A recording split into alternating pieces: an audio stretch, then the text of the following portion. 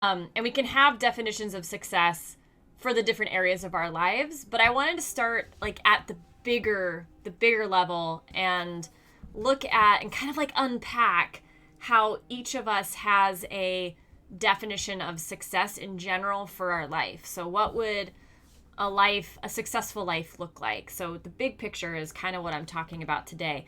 But at any point, like you can take what we talk about and like apply it to any specific area of your life that you want to. So that's always an opportunity there. And as always, as I go into this,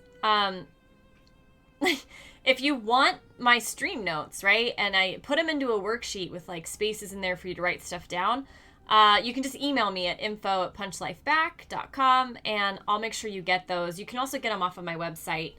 Yeah, so that's like my spiel to start my spiel.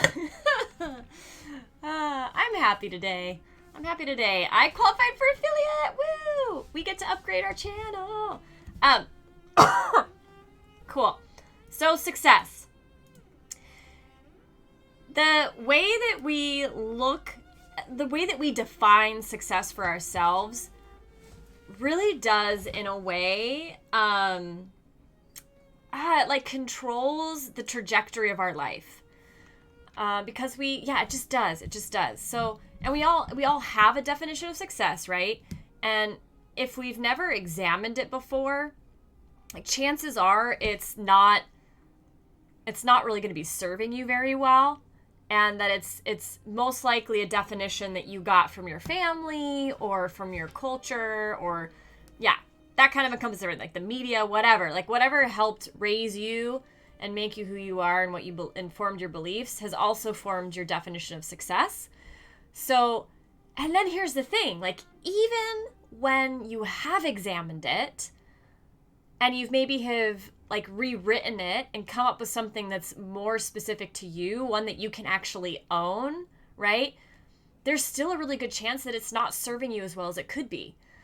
So by looking at our definition of success today, there really is this potential to set ourselves free and really put ourselves back in the driver's seat of our life, right? Because the way we define success, it's how we measure our failure too. And the mindset that goes into all of that really does, really does like drive the choices that we make and the things we pursue, right? So, okay, that's why I think this is valuable, and that's why I wanted to do it today.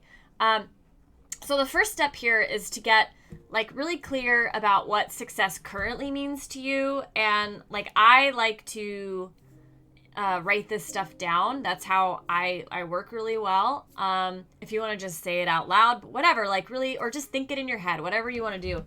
But really just take a moment to think about what success currently means to you. And another way to think about that would be, I'm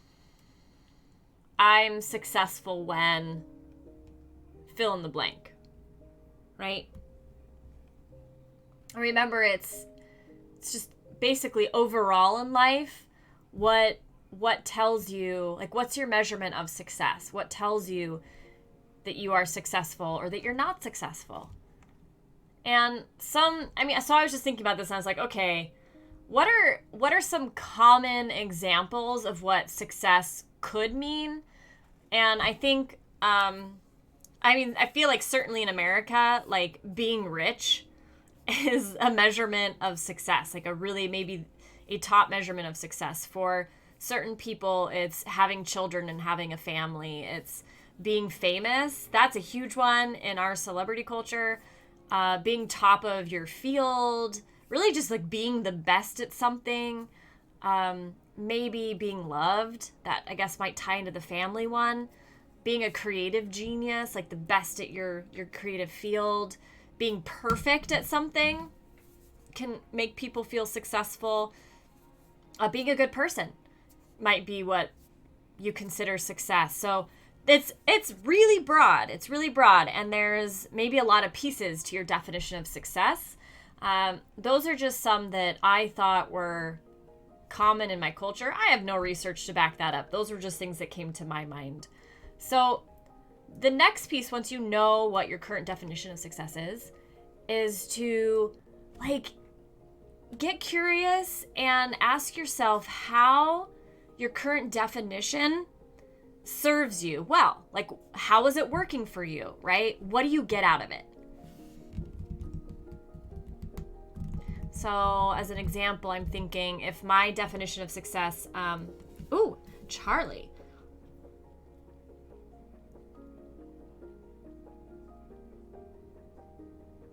Yeah. Okay. So happiness. Yeah, happiness is, I think, probably a really common measurement of success, right? For sure. For sure. So I guess the question then would be, how does that current definition serve you, right? Like, what are you getting out of it? So I'm thinking if my definition of success was being rich, then one of the things that might work well for me is that's motivating. I'm not rich right now. So if that's what was really important to me, I probably would have a lot of energy that I'd be happy and willing to put towards making money. And so up to a certain point, that will bring me a lot of benefit. But the next part of it is also to consider how the current definition might be holding you back or might be hurting you. So with the money thing, right, like research has indicated that beyond a certain level of wealth, it doesn't bring you any more happiness.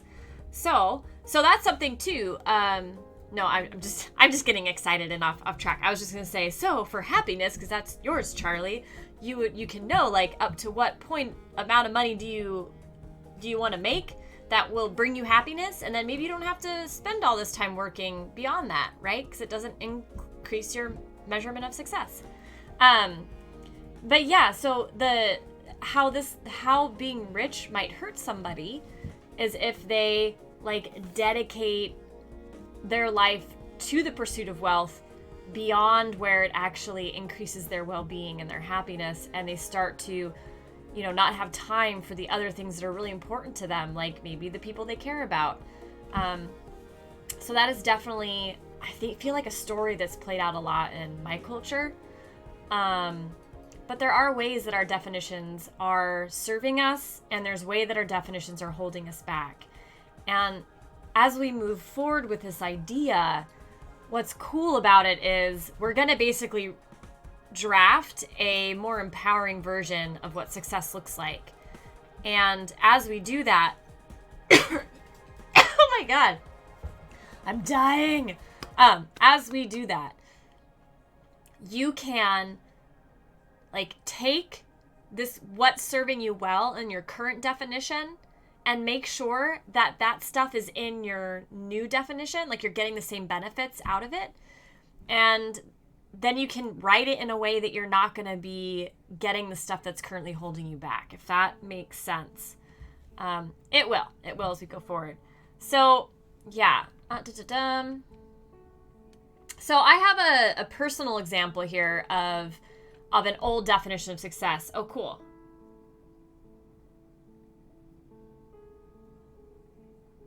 Yeah. Yeah, right? So totally, Charlie, thank you for sharing that. One, because our definitions of success are going to be totally unique to us, to each person. And they are absolutely informed by what we've learned about life, what's shaped us, and yeah, there's certainly the research backs that up in that beyond a certain point, wealth, if what you're really interested in is like happiness and well-being, beyond a certain point, like just pursuing wealth at the expense of all other things aren't going to bring you those other things.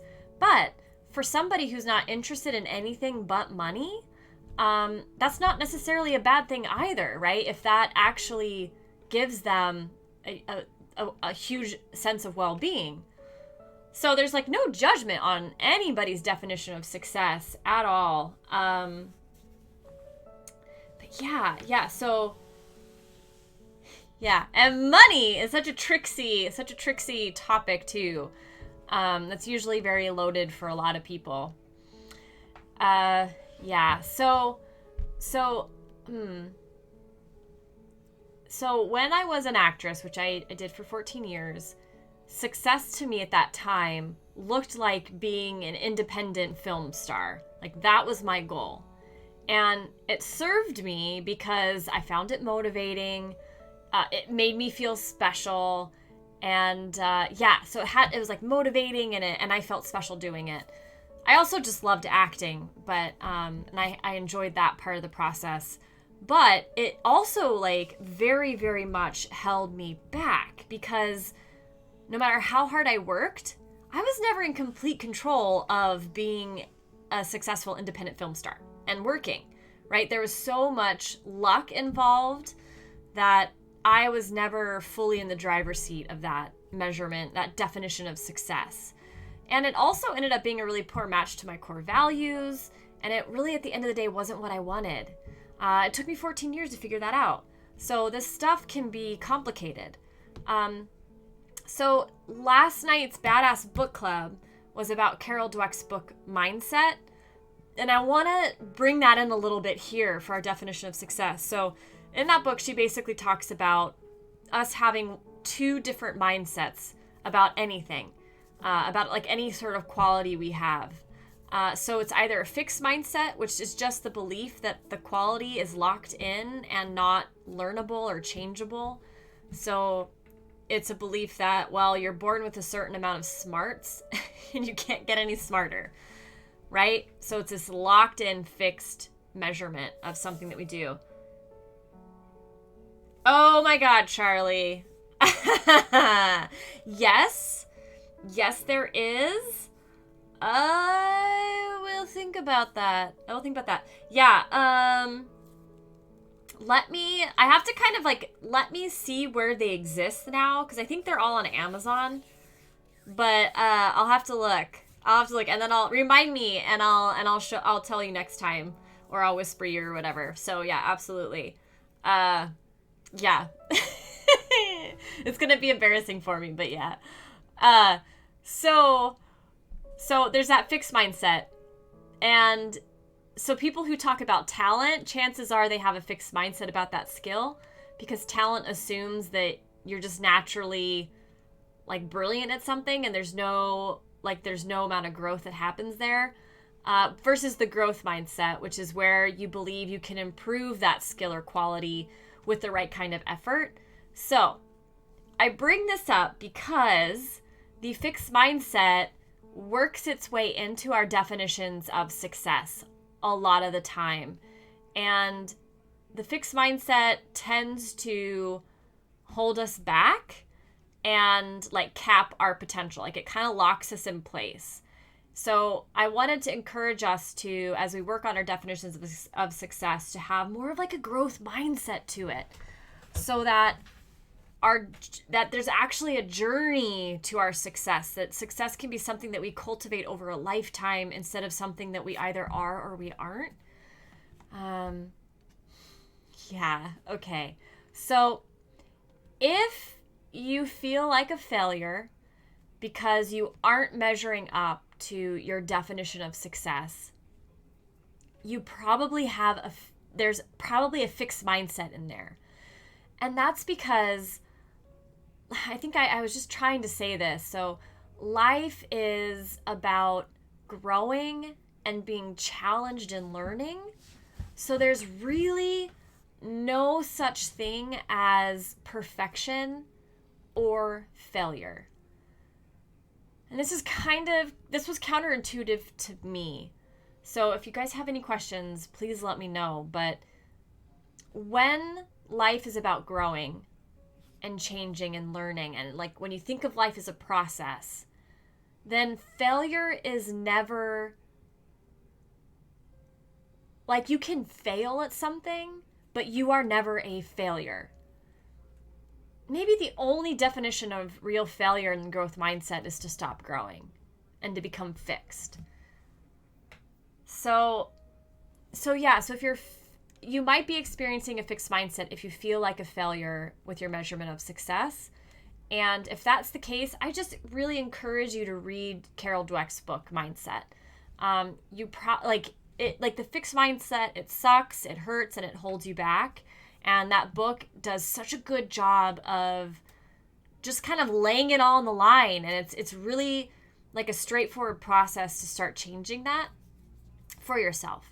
So the other tricksy thing that might be muddling your definition is that often when we say success, or what we say success is only a surface expression of what we really want. And that was the case for me as an actress. Like, my measurement of success is to be a independent film star. Okay. So that was like just the tip of the iceberg of what really mattered to me, what I really wanted and was wanting to go after. And I think the reason why I never dug in and tried to uncover the subterranean truth of what I wanted is because that subterranean stuff is vulnerable, and it's not really socially acceptable as a definition of success, and to just share it with everybody. So something like, being an independent movie star, that's a socially acceptable statement to say. For the most part. Yeah. But it's not in Polish. Yeah, my brain would die too. That would just make the learning so much harder. Wow. These are considerations I don't have, but I would like to have. Yeah. Darn it. I wonder if they're doing that, because I know it's a really popular book. Well, Charlie, if you end up having any questions about it, you can always email me too. Since you can't read it, that blows. Boo.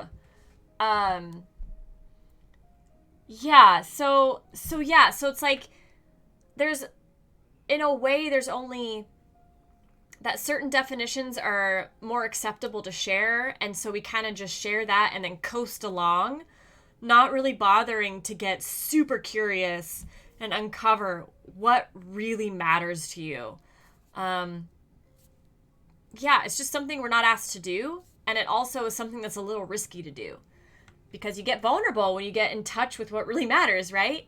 So I want to, looking again at my definition of being a successful actress, it took me 14 years and a lost finger to finally see to the core of what really mattered to me. And that is ridiculous. It's ridiculous.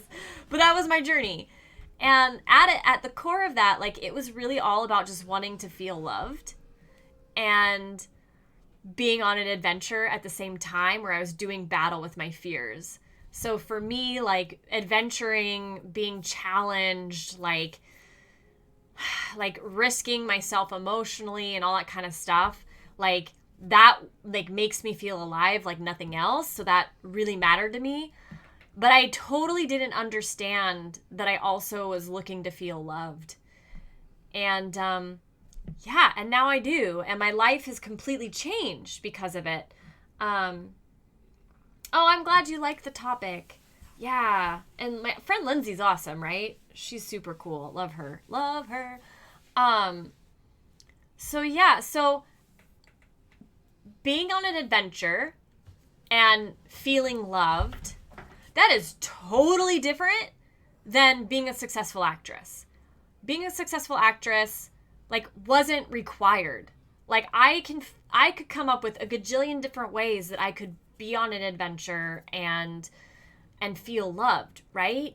A gajillion different ways, that I could be successful and feel successful. That isn't tied to a profession that I don't have control over, because so much luck is involved, or there's such a high level of competition. So it was just a poor expression of what I really wanted. And so with that being said, we're going to look again at our current definitions of success, and just ask yourself if it's a fixed mindset guiding it. And if it is, rewrite it to focus on a growth mindset. So,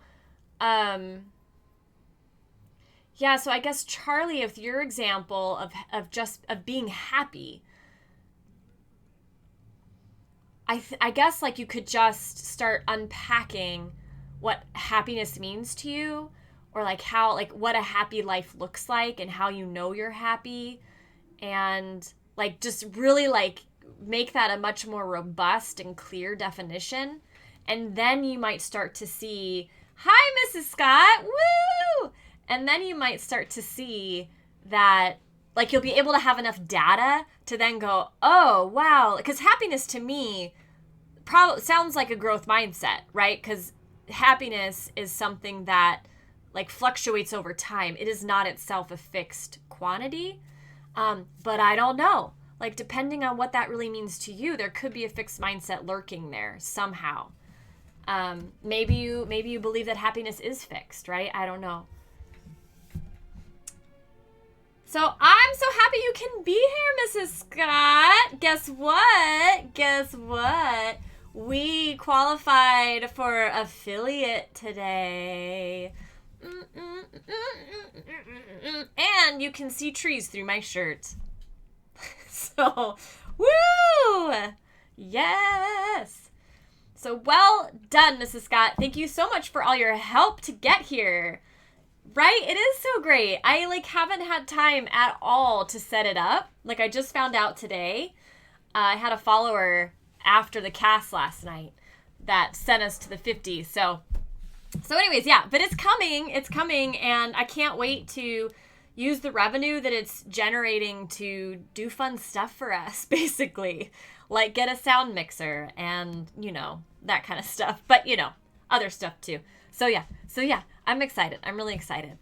And we're just poking around at our definitions of success, really, and how it just basically shapes the trajectory that we take, because it shapes how we set goals. And a lot of times we have definitions that were given to us by somebody else or our culture that we just haven't examined before. But if you don't examine it and you don't define it for yourself in a really powerful way, you're just really not in the driver's seat around success. And since feeling like a failure really sucks, failure only happens when you measure yourself to according to a success measurement, right? So how you measure success is how you measure failure. So I think it's really important. And of course, I'm a geek about this stuff. So you're all in for the ride. But all we really have done is examined what our current definitions of success are, and now we're working on changing it. So if your current definition has any sort of lurking fixed mindset in it, the opportunity right now is to just invite a change to a growth mindset. And so is your measurement of success something that's set in stone, right? So let me think of an example.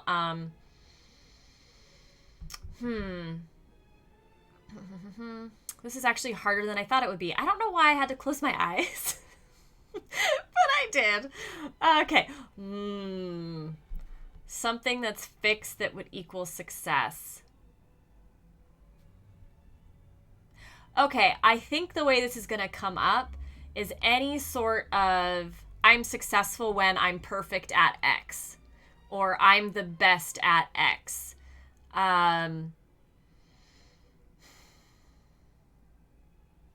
Yeah, any sort of comparison.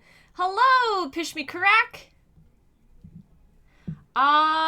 So I don't actually know a whole lot about the chakras, but that is something that some of us in chat know about from time to time.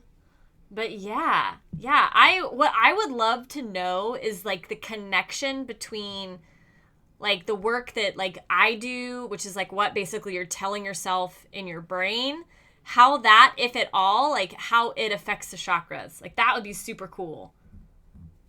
I don't know if anybody's done a study on that or how they would, but I would love to know how our mindset affects how energy works in our body. So if your definition of success is I'm successful when I'm the best actress of my generation, or I'm successful when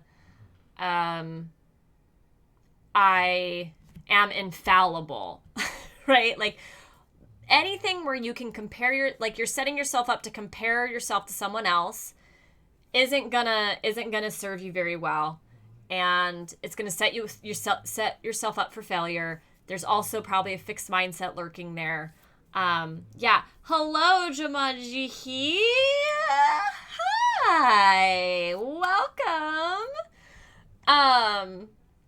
Yes. So the other question to look at is whether or not you suspect that your definition of success is only touching the surface of what really matters to you, which I think is super, super common. So you want to dig deeper. And if you've done any work on like your core values, which I definitely talk about from time to time, use it, because that will totally, totally help. Really? So Push Makurak, how do you start opening your chakras? Like, what do you do?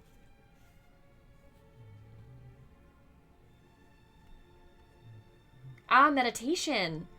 Interesting. So is it like a visualization meditation where you're like imagining one of the, I think there's 12 of them, right? Like you're imagining one of them opening, or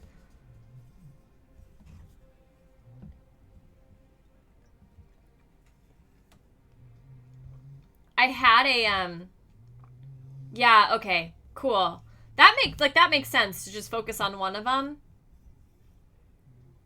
I went one time to a spirituality store, so there were like gems and all those kinds of things, and they had a machine that you'll never know. This could be vodka, it could be water, it could be gin. You'll never know. But there is a lot of it. So maybe you'll know depending on how quickly I drink it and how I change or not. Yeah, but I went to one of these stores, right? And they had this machine where I think you like put your hand on a scanner and it ended up printing you out like a chakra report. And it was like an outline of a body with the 12 chakras, and then they were color coded, right? And then it would like they were all varying sizes. So the idea was telling you like, oh, you're primarily this chakra, and these are the ones that you could work on. Dude, it seemed total like quackery to me. Like, I do not know how putting my hand on a little like photocopier scanner type device would do any of that. But it was really fun, interesting. It felt a little bit like my horoscope, you know? But yeah. Cool. Okay, yeah, so see, I forgot. Yeah, there are only 7. Great. I believe you, for sure. Yeah. Yeah, I'm thinking head, yeah. Yeah, there are only 7.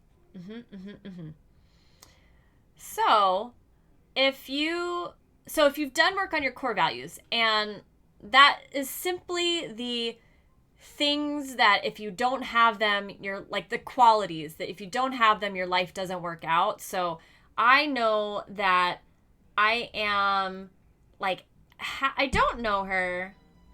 I don't. Who is she?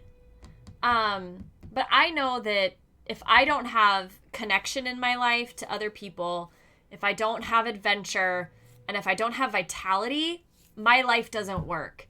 And by that I mean like I'm not happy. I feel like there's a big something missing when I'm not honoring those 3 things. So I mean, but like what those things are for you, it could be like the list is very, very, very long. Oh, I look like her. Ooh, I definitely have to look up this person now. Is she another streamer? Oh, interesting. I will look her up. That's fun. Yeah, so using those core values can help you figure out a lot of stuff in life, but definitely can use it to influence what your definition of success is. So, like, I guess one of the things I want to say too is that, like, we're never going to be done, like, rewriting a definition of success, right? Like, or we're not, because we're never done changing and growing until the day we die. So this is an ongoing process, but there are like kind of 4 criteria that I think are really, really, really helpful in making as kind of like the guideposts for how to draft a definition of success that is going to make you feel good. It's going to increase your well-being. It's going to put you in the driver's seat, and it's going to be tailored to you because you are an individual. And and that's just really important. So the 4 criteria is that it honors your core values, that it inspires you like nothing else has before, right? Because our definitions of success that we get from our family, our friends, or our society tend to not be very inspiring because they're not speaking to you. They're not speaking to the heart of what you want and who you are. It's going to be growth-minded, and it's going to put you in complete control. So I am going to share, I've shared a lot about what my old definition was and how that was an example of it not being fitting these 4 criteria. So I'm going to be really vulnerable and share with you my current definition. And the reason why I say it's vulnerable, right, is because I've gotten to the bottom of the iceberg and I'm like, this is what really fucking matters to me as a person, and it reflects who I am.